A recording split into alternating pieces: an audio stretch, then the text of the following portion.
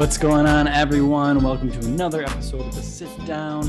And I'm just chilling today. We have an awesome guest on, so I'm not going to keep you too long. Just a couple updates on what's going on with the wooden spoon.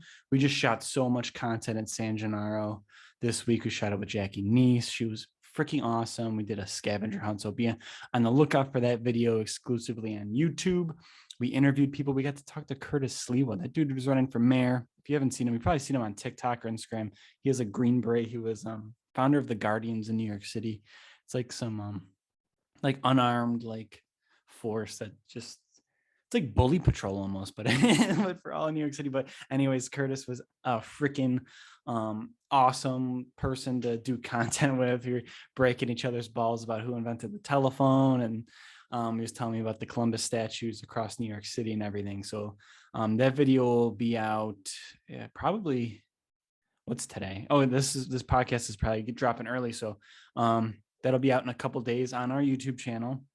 And we're filming something crazy for you guys for Columbus Day. You have no idea. Next week's podcast is going to be about Columbus Day. And next week, we will be in Columbus, Ohio at their Italian festival on Columbus Day weekend. So where are all my Ohio peeps at? All my Ohio Italians, be sure to come by Columbus. That festival is awesome. We were there in 2019. Absolutely incredible. We did great, even though we didn't have any freaking product because that was at the end of the season last year. But this year we got more product and we got hoodies for you guys. The first ever wooden spoon hoodies at the festivals. We got spoons coming in. We have a special spoon for you guys coming. You have no idea.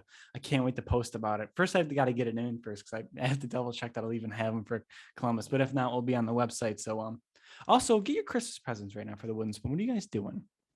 woodenspoonstore.com. Use code SITDOWN for 15% off. We're going to have a lot of Christmas stuff coming at you soon. New merch drops, new YouTube videos. Please subscribe to our YouTube channel if you haven't. That's something that I personally want to grow to the freaking moon in the next year or two. We want to be the biggest Italian creator on YouTube. That's the goal. For it's looking like 2022. It's 2021 right now, right? My years are blown off. But anyways, our guest coming on right now is a two-time world champion boxer. We've had him on the podcast before. It's the Magic Man, Paulie Malignaggi. I'm very happy to say that him and I connected the last time we were shooting a podcast together, and we've met a couple times since then in New York. And what a great freaking guy Paulie is. He's got a fight coming up, but we'll get all about we'll get into all of that right now.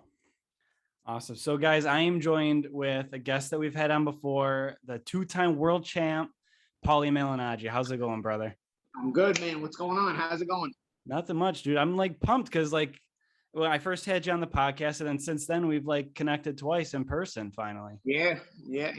Small world. The community is a small community, but we stay in tight, So absolutely. Cool. I tell everybody, it's like I was driving to Brooklyn for the Euro Cup game, and then I was watching it on my phone because we left late, and then England scored. I go, shit, is it even worth going at this point? Just that for 1 second it felt like that, and then everything that happened after that, it's I'm so happy I went. That was once in a lifetime. You can't miss those. I know, man. You were partying it up, man. You were the life of Bensonhurst. Yeah, because now I can see how rare that is. Happened the first time in my life I got to celebrate it like that was in 2006, and even then I was saying, you know what, it's taken so long. I wonder if I'll ever see this again.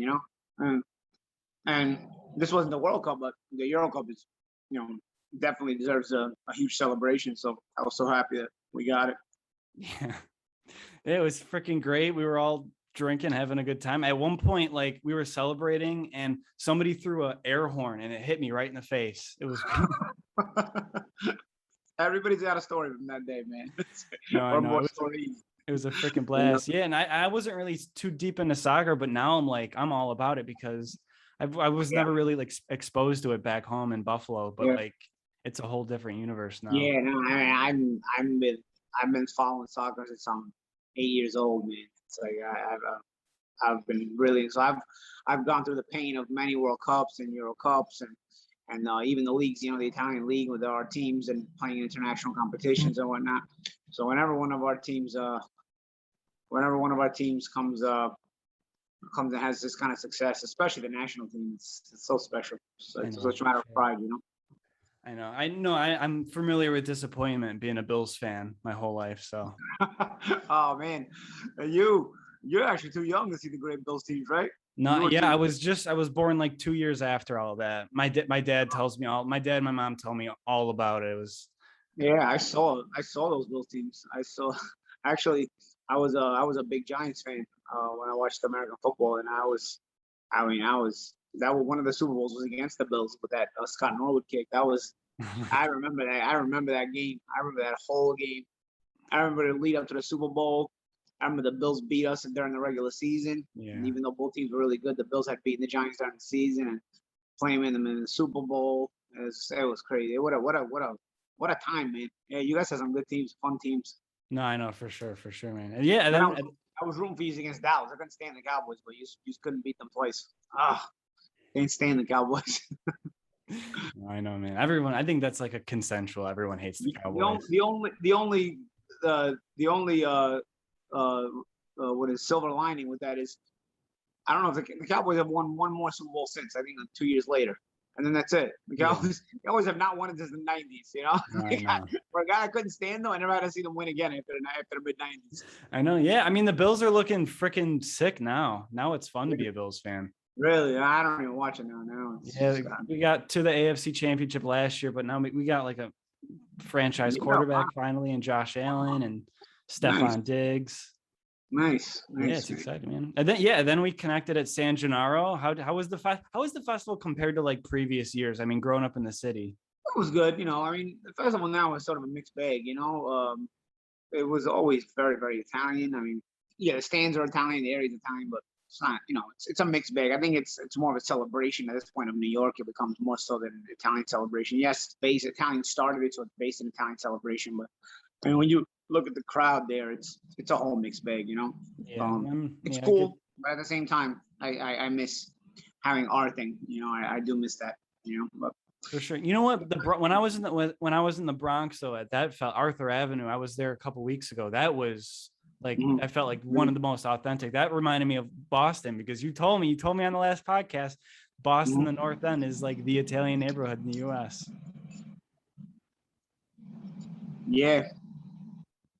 Yeah, North End in Boston is the top notch. I gotta make more stops in the Bronx. I feel like the Bronx to Brooklynites is like Barnes. You know, we never go. So I've been to the Bronx a little Italy, but not that much. You know, so I've gotta check that out. Whatever they do over there. They have a feast in the Bronx too. Yeah, I was at the Ferragosto. It was. They have a Ferragosto feast. That's great. It's great. It was Ferragosto's all Italy, you know. No, I know it was just a one day, but like. I was there selling spoons because I wasn't allowed to sell t-shirts because it was my first year there, but I sold out of spoons before it was 6 hours. I sold out of spoons in 5 hours. Yeah, those are legit. That's a good little gig, man. You know, the spoons are the spoons are a cool, authentic thing for our culture, you know? Yeah, for sure. I appreciate that. Thanks, man. Yeah. So now you're just chilling in Miami, ready. It's fight week. Yeah. I mean, it's weird to call it fight week compared to the other fight weeks I've had in my life, you know, so. But it's the week of the show. I'll put it like that. You know, to call it a fight week. Showtime. A bit of an exaggeration. I don't have that. Like, you know, usually fight week you have like the stress of making weight. You're thirsty. You're in a bad mood. Yeah. Well, what weight are you fighting at? It's just give or take. You know, kind of weight. You know, it's not very strict. These exhibitions are not very strict with the weights. You know, so gotcha. At the end of the day, it's what it is. You know, it's a boxing match. You know, it's bad blood and stuff, but it's still, you know, at the end of the day, it's not sanctioned rules. It's you can kind of tinker with the rules. You know, as opposed to a sanctioned professional boxing match where it was like had to be down the line, and there was no room for error, and you know, it was risk. You know, but for those that are listening, they don't know, you're fighting Corey B, Tik Toker. And TikToker extraordinaire and morning show radio host on 92.3 FM in New York. Yeah, how did this all come? Like, how did this even come about? Like, who did he call you out first, or? Nah, he just boxes, and he was just talking about how he looks like a pro, and everybody's, you know, complimenting him and whatnot. I'm like, I don't even know one of these guys. I was in one of my moods, and I was listening on the show, and I just called up. I didn't think I'd get through, to tell you the truth. And then they let me through.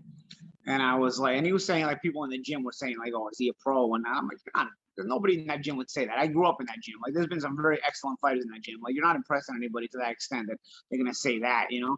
So I was, I basically called him out on it, and then we had some words, and there was more words, and then it led to him showing up in Atlantic City when I was commentating, and before you know it, it was we got to fight. Yeah. Yeah, quick little bag, right? Yeah, it's what it is, you know. It's funny. Plus, I get to go back in there and, you know, have some fun. You know, at the end of the day, you kind of still miss getting there and doing it, you know. And this is, I don't think this is a lot of pressure, you know. I think there's more pressure on him. You know, he's younger. He's the one who kind of is representing a culture that is sort of trying to take over boxing. This YouTube culture, TikTok culture. You know, for me, it's just kind of a chance to get back in there and have some fun with it. An excuse to get in the gym and get in a little bit of shape, which I've done. You know, that's cool. It's cool. You know. Yeah, man. I saw you like last week. You look pretty good. Good shape. Yeah. You know, got my weight to a decent place. You know, like I said, it doesn't have to be too strict, but it's been pretty cool. You know, just getting the workouts in every day. You know, it's been cool. You know, I actually met. I was in the gym today. I met Vitor Belfort, who just stopped Holyfield in the. Oh my God, I saw that. That was insane. You know, so but he was like, yeah, he's like, I can't look at it like he's so old. He was telling me, he's like, yo, I mean, the Orlando threw a right hand and a left hook and whizzed by me, and I'm like, you know, I was like, what am I gonna do? You know, like if I let this guy hang around, he can hurt me. You know, because he still throw pretty hard, even though he's older. You know. So I was like, yeah, I get it, man. I don't know. I understand the mind of a fighter. You know, it's either him or me. So once he did that, he's like, you know, he's like, I basically kind of had to just try to take him out. And that's what I did. How do you think he would have done against De La Hoya? I don't know, man. You know, Vitor has always been a good puncher, so it's very interesting because Oscar was undersized. You know, they're both a little older. Oscar obviously has the boxing background, but they're undersized. Oscar was undersized, you know, compared to Vitor. Vitor has always been pretty strong even for his size. So I don't think it would have been that easy even for Oscar. You know, I think a lot of people are favoring Oscar, including me. But looking at Vitor today in person, and then looking at what he did to Evander, even though it was older, Evander shot Evander. I wouldn't think it would be an easier fight against the next welterweight world champion, because if the next welterweight world champion is still undersized compared to Vitor Belfort. Yeah. He's a solid big guy, and he's older, but he's not that old. You know, he's still younger than Oscar. For sure. Yeah, I watched that fight. It was crazy. Yeah. You know, and then Anderson Silva just flatlines Tito Ortiz. That was a good card. Yeah, that was a good shot. I don't know. And that was a good shot. He wrecked Tito. I was surprised. I thought it would be a better fight. What happens, I guess, now. No, for sure. Yeah. So you commentate on some of the celebrity boxing fights too, right? Yeah. Well, it's Celebrity Boxing's the promotion, Feldman's promotion, right? Yeah. Yeah. Damon Feldman. Ironic, because I've done bare knuckle boxing BKFC, which is with David Feldman, his brother. Oh yeah, they're brothers. I forgot. So it's funny that now I fought with both brothers, you know. Mm-hmm. Yeah, so I mean, you see like the freaking riot now. You see like Belfort, Silva. Do you think like you would want to step up in competition ever? Or you're just happy where you're at? There's things because of this movement. There's always things tugging at me, right? There's always things coming at me, like, you know, pushing at me towards doing something like this. But I don't know, man. You know, like your body still gets put through a lot. You know, when you're older, your body gets put through a lot. So I don't know. I mean. So it's not easy. Don't get me wrong. It's not easy to just say flat out no. You know, like I said, I'm doing this one this weekend, but this is not very. To me, it's not very big risk. You know, you start to get in there with MMA guys. They're not boxers, but they do know how to fight. So you do have to train and get in shape for them. You know, start to wonder what you can and can't take, and is it worth the payoff? You know, after having had a combat sports career, I don't know, man. But I do think that they're going to keep coming my way as far as offers are concerned. And it's going to be up to me to figure out what I want to do. You know, I always thought, like, ever since it happened, I thought the McGregor fight for you, I thought that was a smart move for Conor to take the fight against you. I thought that there was hype behind it. And I think if Conor had beat me up, it would have been a smart move for Conor, because it would have been just a lot of hype. But then again, if he beat me up, I wouldn't say he didn't beat me up. I'm the kind of person that, you know, if you beat me up, I'll say, hey, you know what, he got the better of me, you know, whatever. I would have said, like, yeah, I got some shots in, whatever, but he got the better of me. But he didn't. He fucking flat out lied. He flat out lied. So he's got a problem. He can't fight me because he's going to come off as a liar.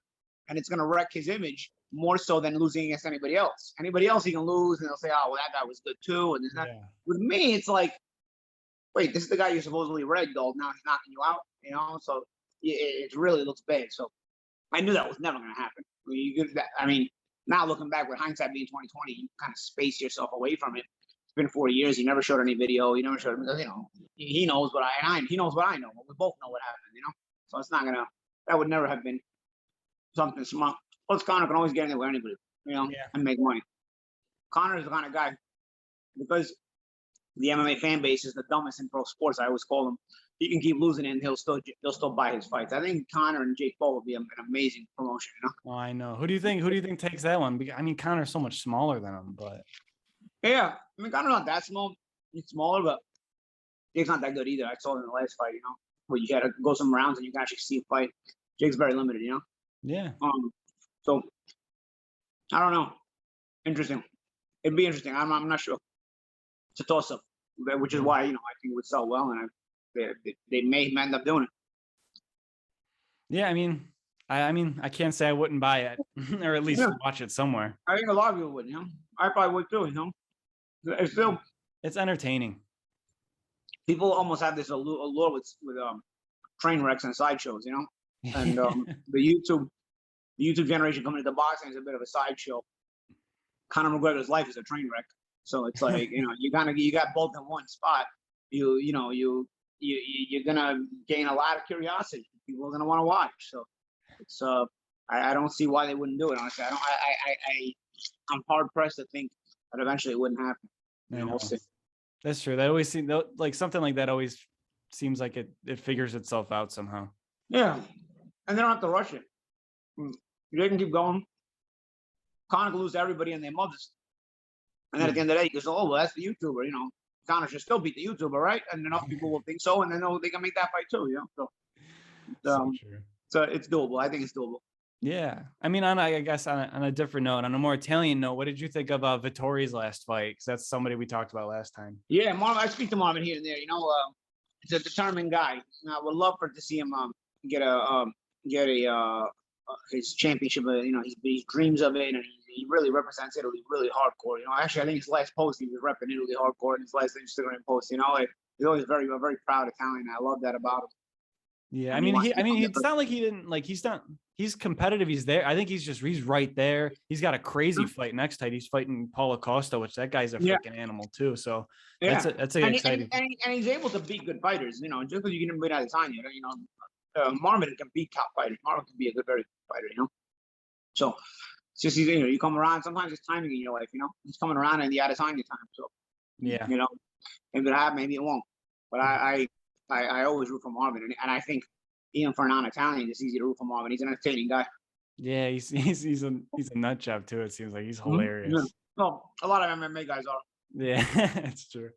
Yeah, so Saturday's fight night, but I guess there's something else happening this weekend. Is the Sopranos movie. Were you a Sopranos fan? Yeah, I actually own the DVD box set. Nice. So I just get worried, with this generation, the way they do the movies, they always ruin everything. They have to PC everything up. I really get worried, I guess I didn't think about that, but I put my faith in. I get hesitant, I didn't even watch Coming to America 2, because dude, that was so bad. It was so bad. And I had already saw them blow a bunch of movies. I saw them blow was it Point Break? Point Break. I don't know if you ever saw Point Break, the original Point Break with Keanu Reeves and Patrick Swayze. Yeah, it's one of the best. Yeah, they blew that one when they remade it. They're gonna probably blow Top Gun 2. They're gonna probably blow that one later this year. I was worried because of Point Break. I was worried about them blowing Coming to America, and from what everybody's telling me about it, they did blow it. They did, yeah.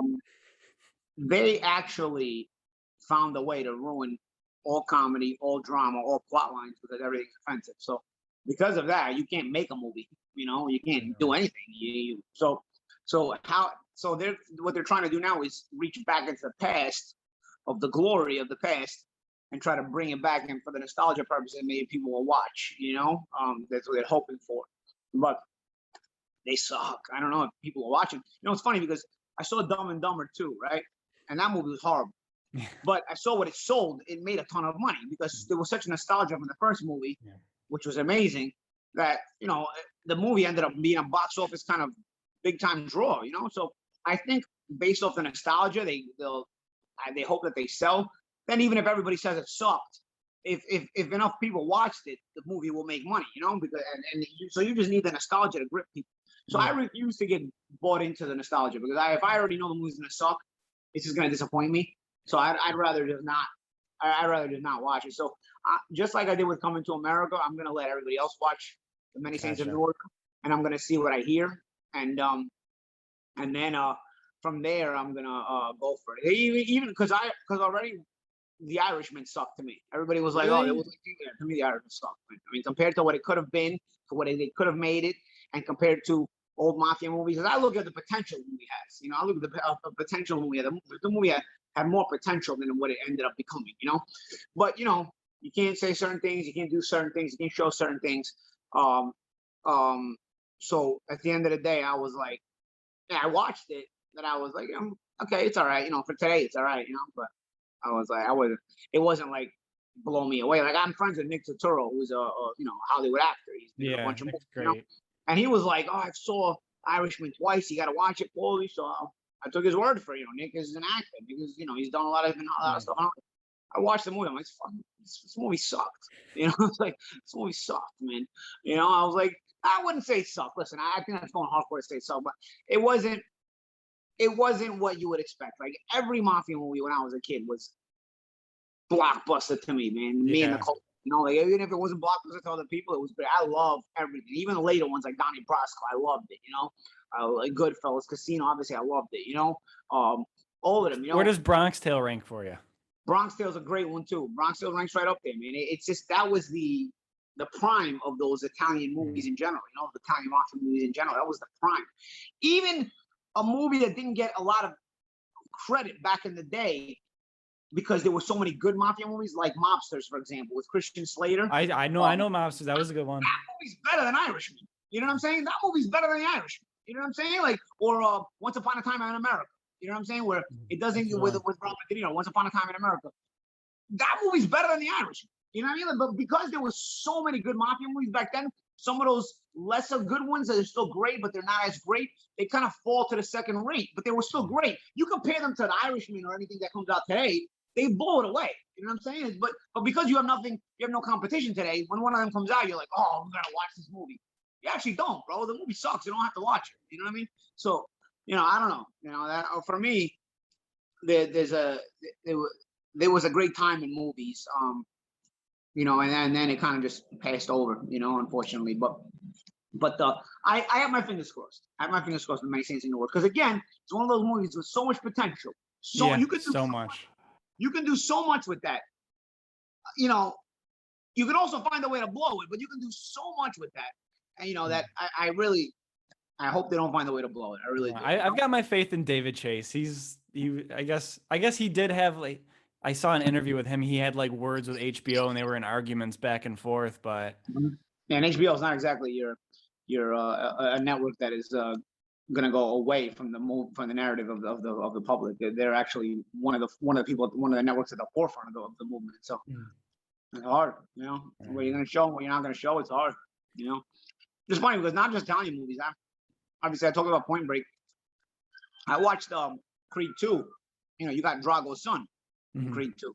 You got so much potential there. I mean, you got Apollo's son and Drago's son. That guy, one guy's father killed the other guy's father. You have so much potential there with a storyline. I mean, you have an amazing storyline there to build. They found a way to make that movie. That one did suck. That movie actually did suck. I was gonna say I loved Creed, the first one. I really liked Creed, but Creed was cool. It was cool. It wasn't like Rocky for me, but it was cool.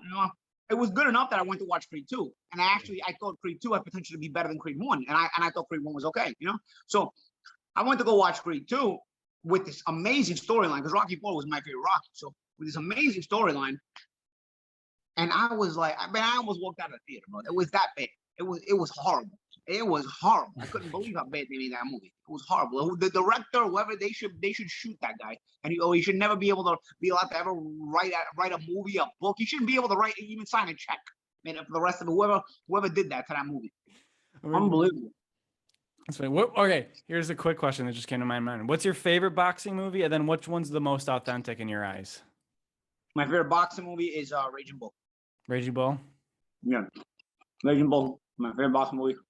And to me, I love it because first of all, I'm partial to the culture, right? Yeah. And for me, being Italian American, and also being an ex-boxer, boxing was the number one of the top two sports in the country in the 40s and 50s. You know, it was baseball and boxing. It was bigger than football. It was bigger than everything. It was bigger than basketball. It was bigger than everything. It was boxing and baseball was in the United States. That was the two biggest things. So if you were a world champion, and also at that time, you were it was a pretty amazing thing, you know, that you were basically a crossover star. And then being Italian American, that prime of the Italian American culture to me, you know, can be different generations, but the 40s and 50s is a pretty big prime of Italian American culture. Okay. You know, like it's a major historical time of Italian Americans in the United States. You know, so you basically have the story of a guy who was an Italian American that became a world boxing champion at a time where it was probably the best to be both Italian American and a boxer. Yeah. And he became a world boxing champion and was Italian American. So, I mean, that just to put the story right there is unbelievable. Then what makes it authentic and cool is he found a way to blow it nonetheless. He had all that going for him, and he still found a way to blow it, which makes the movie, you know, human almost, you know, and you know that human element of it, you know. I think it was great, which also made me be very, very disappointed later on when they came out with Bleed for This, with the Vinny Paz story. The Vinny Paz story, Bleed for This, Martin Scorsese was involved with the project. He wasn't the director like he was Raging Bull, but he was involved with the project and the directing of it. But unfortunately, it came under modern circumstances. The reason I was excited for Bleed for This with Vinny Paz when I heard Scorsese was involved is because I fought on some undercards of Vinny Paz. Vinny Paz was a world champion when I was younger. His full name is Vinny Pazienza. Yep. And he was a nut job. I mean, basically drugs, drinking, strippers, porn stars, you name it. That guy, he would show up. I fought on two of his undercards. He would show up to the weigh-ins with two porn stars or two strippers. Like just he was a nut job lunatic in the ring. He had some great rivalries. Was a really good champion, character in his own right. You had a lot to work with. I thought when I heard they were going to make that movie, I said, wow, this is going to be the modern day Raging Bull. This is going to be unbelievable. Yeah. This is going to be unbelievable. And it was before the whole narrative of the current times jaded me with movies. It was probably the very, very beginning where I started to realize, wow, they're going to start making really bad movies now. So it was still right around that time where I hadn't caught on to it yet. I was so excited for Bleed for This, knowing Vinny Paz. I know Vinny Paz personally too. So a lot of things I've seen even myself personally, you know? And I mean, I was dumbfounded. The movie was terrible. They found a way to blow that too. So yeah, I mean, I really didn't know Vinny Paz that much. I liked the movie, but I guess being like living through it and seeing some of it and like where it could have gone. Yeah, I mean, and that's why when they talk about they want to make an Arturo Gatti movie, I don't want to see an Arturo Gatti movie. They'll have to fake the whole thing. Arturo was a lunatic. I was around Arturo. I used to see Arturo in nightclubs. Arturo was the biggest lunatic, you know, in every way. You know, you'd have to lie the whole movie. So I don't want to watch that. You know, I don't want to watch that. I think that's why people are like more drawn towards like documentaries and everything now, because it shows like everything in the light. Yeah. You see both sides, you know. Which is, I mean, I guess, did you see the Danbury Trashers documentary on Netflix? Yeah, I did. I know. That was a good one. I'd love to see that be a movie. That's like a perfect movie. Yeah, but again, to make that movie, you're gonna start twisting it around. Like if you could just make movies the way they should be, you'd have some amazing movies. But I don't know. But yeah, such a good point, man. I watched that documentary. It was good. It was like you're like, you know, something bad's gonna happen at the end. Like, man, they could just keep this going. This will be really cool. This is unbelievably cool. You know, it was like you're just playing fantasy hockey. It's in your hometown. You know, it's great. It was so funny. I know that. Yeah, no, that was great. Yeah, man. So this weekend, Saturday, where could everybody watch the fight? It's on Fight TV. Okay. It's a streaming pay-per-view. You can also get it on your pay-per-view of the old cable provider. You know. Nice. It's celebrity boxing. So who else is on the card again? Lamar Odom's fighting again. He's like a celebrity boxing stud now. Yeah, he is. He's fighting Riddick Bowe, right? He was. They took Riddick out of the fight now. He's fighting Jennifer Lopez, one of Jennifer Lopez's exes. Oh yeah, I saw that live. I don't know. I forget which one it is. But then there's a few guys on there. The opening press conference had a beef with 2 reality show guys that are gonna fight on the show. One guy's name is Strikes. He's like a West Coast cholo with tattoos from head to toe. He had no shirt on. He was chubby. Oh my God. And this other kid, Paulie Paul, who looked like he's like a preppy Italian kid. You know, I assume he's got a new reality show because he only had like 50,000 followers on Instagram. This other guy, Strikes, his cholo, had like 1 million followers on Instagram. So I don't know where they found him, but obviously he's a character because he showed up drunk to the press conference, yelling all kinds of stuff. I mean, he had me wondering, yo, what is this guy doing? You know? And then they got face to face for the stare down, and they started brawling. They started an all-out brawl happened. So I'm looking forward to Strikes versus Paulie Paul. I think that's the best fight of the night. Tell you the truth. And if anybody wants to see the backstory, check out the Celebrity Boxing page. I think they had some of the footage from that original press conference when they started brawling. It was wild. It got crazy. So that should be interesting. I got some other fights, you know, celebrity boxing. I don't think I commentated one of these shows. I don't think people tune in for the skills. I think people tune in for the sideshow effect of it. Like I said, I mean, yeah, for sure. This generation, that's what you got. They got sideshows and train wrecks. That's it. And you get both the celebrity boxing, just like you get both the Conor McGregor. I know, right?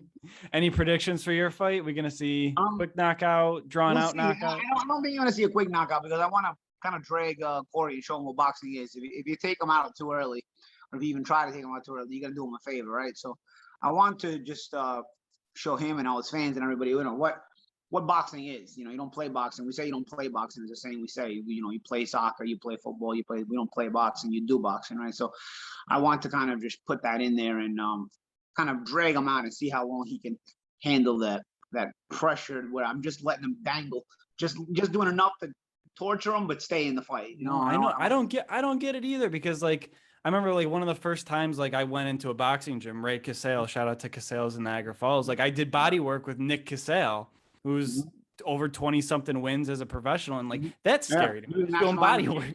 Yeah. Just doing body work. So I know like you get hurt. You put years into this and most guys still don't make it. Put years into this. So that's how difficult it is to do it, you know? So, you know, it's, you don't play, we say you don't play boxing because it's for a reason, not to mention, you know, people that actually die in this. So, that's the funny thing about celebrity boxing is they wear bigger gloves, so you know you don't have a lot of damage, but you still see guys going at it. You know what I'm saying? And you know you're gonna see. You a 16 ounce? I think it's like 16 ounces. Honestly, I don't even know, bro.